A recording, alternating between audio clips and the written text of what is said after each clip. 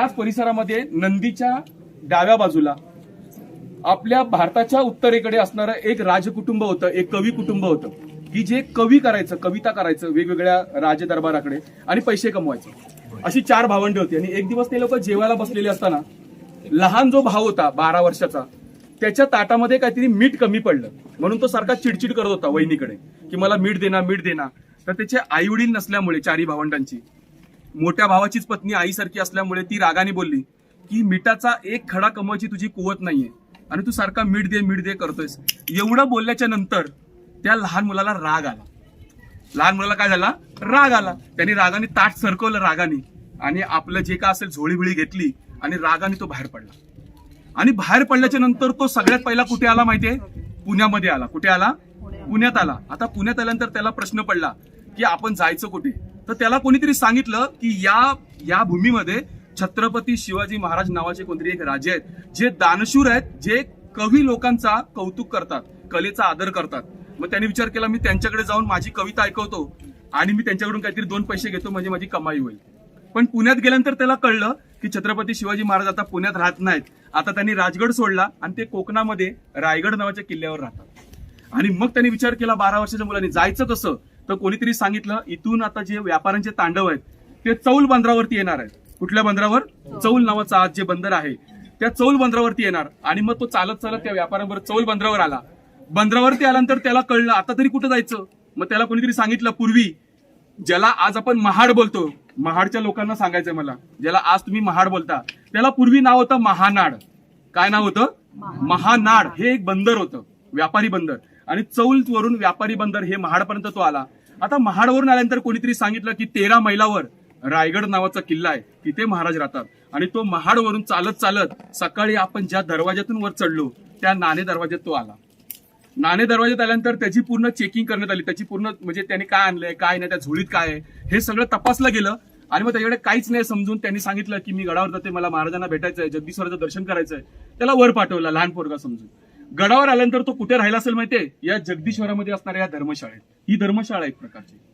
गडावर येणारे जे संत महंत असे लोक होते हे गडावर कुठेही वास्तव करत नव्हते. सुरक्षेच्या दृष्टीने त्यांना मंदिराच्या बाजूला एक धर्मशाळा घडवली होती.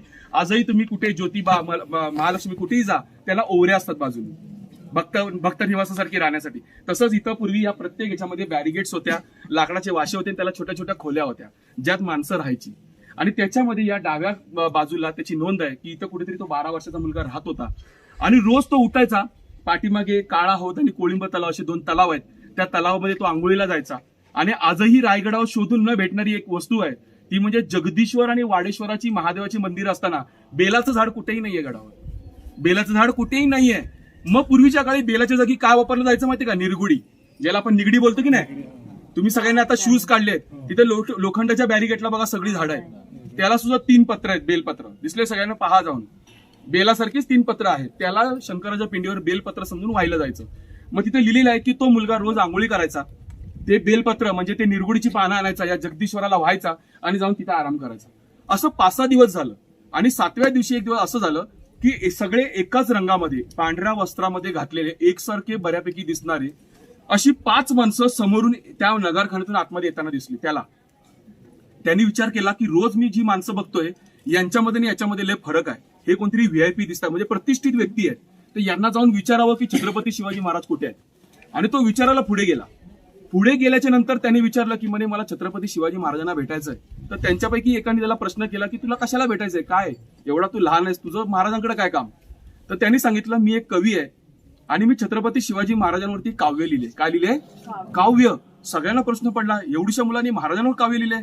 तर त्यांना प्रश्न पडला म्हणे तू आम्हाला काव्य ऐकवून दाखव, जर आम्हाला आवडलं तर आम्ही तुला महाराजांकडे घेऊन जाऊ.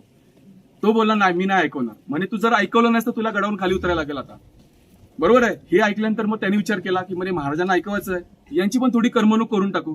आणि त्यावेळेला तुम्ही विचार नाही करणार, आज सगळे जण इथे बसलेले ते गाणं ऐकत असतील.